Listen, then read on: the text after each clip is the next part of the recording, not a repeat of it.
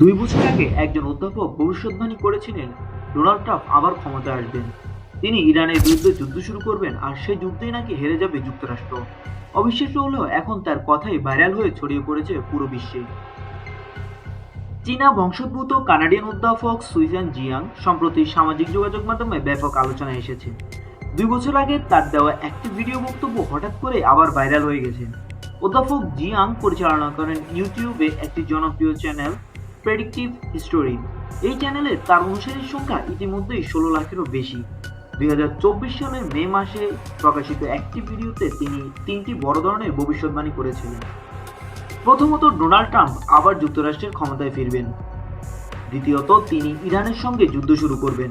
আর তৃতীয় ভবিষ্যদ্বাণী ছিল সবচেয়ে চমকপ্রদ, সে যুদ্ধে নাকি শেষ পর্যন্ত পরাজিত হবে যুক্তরাষ্ট্র। এরই মধ্যে জিয়াং এর প্রথম দুটি ভবিষ্যদ্বাণী সত্যি হয়ে যাওয়ায় সামাজিক যোগাযোগ মাধ্যমে নতুন করে আলোচনা শুরু হয়েছে।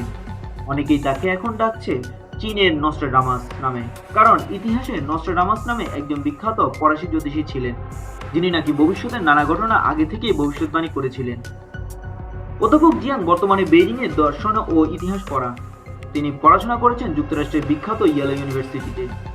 তার কর্মজীবনের বড় অংশ জুড়েই তিনি চীনের শিক্ষা ব্যবস্থা সংস্কার এবং পাঠ্যক্রম নকশা নিয়ে কাজ করেছেন।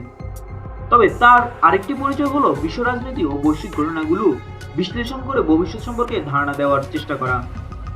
এখন প্রশ্ন হচ্ছে, অধ্যাপক জিয়াং এর তৃতীয় ভবিষ্যৎবাণী কি সত্যি হবে? যুক্তরাষ্ট্র কি সত্যি ইরানের কাছে হেরে যাবে, নাকি এটা শুধু আরেকটি আলোচিত ভবিষ্যৎবাণী? সময় বলে দেবে এর উত্তর।